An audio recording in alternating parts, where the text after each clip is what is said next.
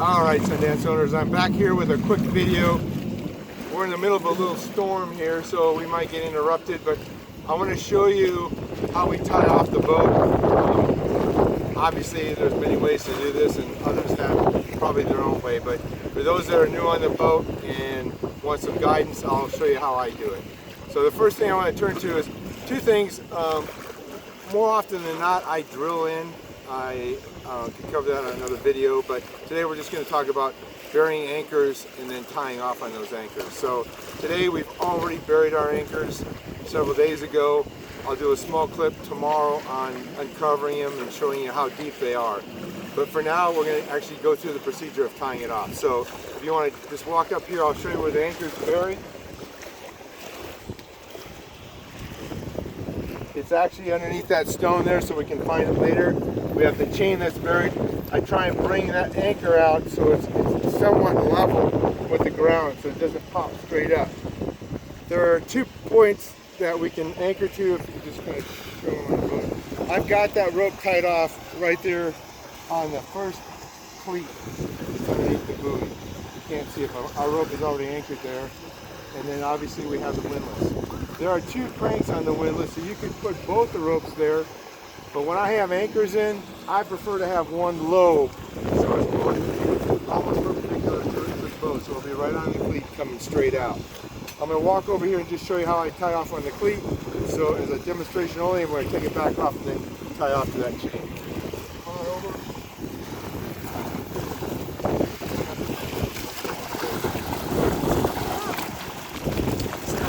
Really?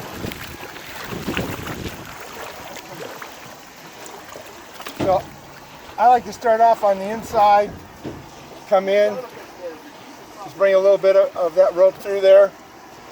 We come up over the top, get one good bite on that, come here and then you roll it, just to do a reverse roll, come up underneath, and this tightens that rope down. And then do the second reverse roll like that. And this is what will go out, that'll pull straight out to our anchor chain. And this will not come out. It's fairly easy to get off when you're done. You may have to take some water splash up onto it because the rope will be dry at that point. But we just back it off here, and pull it out. So it's pretty easy. So now let's come up here with the same end, because we actually have our rope already anchored on the rear cleat.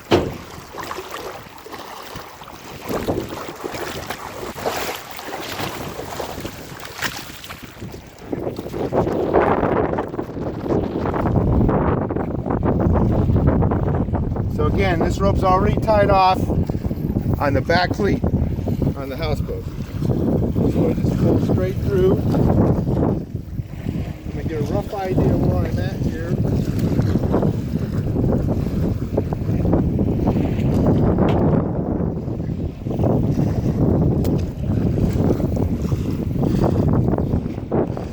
Now, this is the end that's coming from. See that? It's in the water. I'm going to take and put a nice big, come on down here so close so you can see it. Grab both ends like this. All I'm going to do is put this through a loop. Put it in here. Just a circular motion around my hand, reach in, and pull it straight through. We're just making a loop. We're tying a loop off that we can get a hold of to tighten this rope up. See how that went? Just one big knot. Just tie it off a loop. I tighten that up as much as I can. I don't want that to cinch down on my rope. Now, again, that's the end coming from the boat. Take my other end that I loop through the chain and I pull through here. We're going to pull against this loop to tighten the rope up. It's very easy to do, and you can get a lot of leverage on this if you get sunk my foot in the mud. Sorry about that. All right. Go ahead and cinch this up.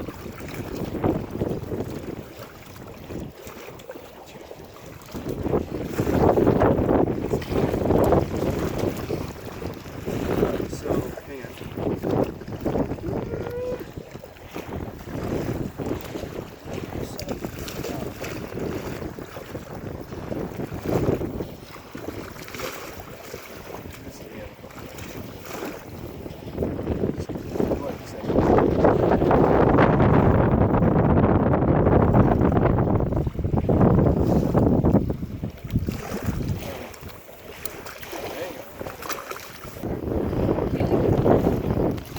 see this from the distance, so kind of back off and I can watch this. We're up to the island of the chain.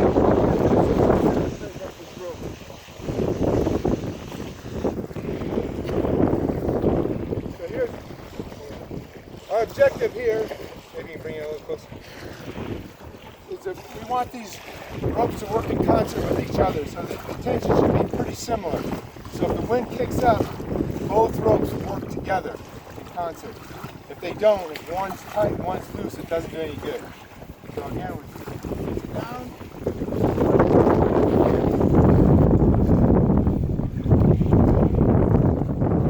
With just one hand right here at the loop, I'm going to grab that and I can hold it.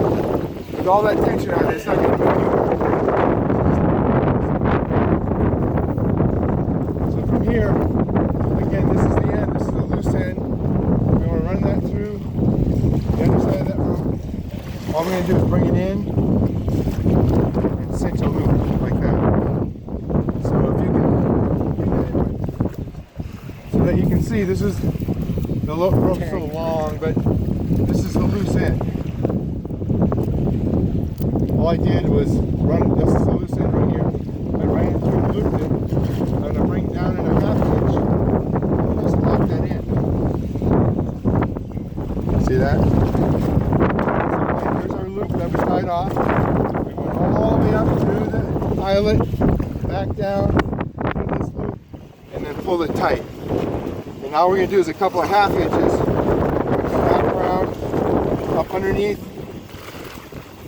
over that rope, through the hole, just a half inch, very simple, easy to clean it up later. Just slip that down. No tensions. Just nice and tight. Do it one more time. So this is basically going to be the third time. Run that through again and cinch it down. I promise you this will not come loose. You get it cinched down in there nice and tight.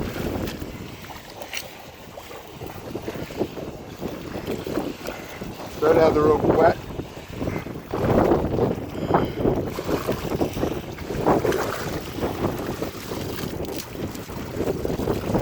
So you can see it.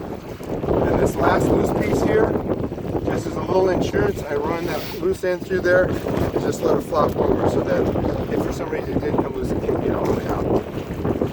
Alright, so again, this rope should be the same tension. Tighten this one up a little bit more. For those that want to use the windlass on both of them, that's your option. You can obviously tie off to another anchor. I like to have this low. It's not so high. And it's anchored to the base of the boat. I have seen the windlass fail. They've twisted over on us before. So a heavy windlass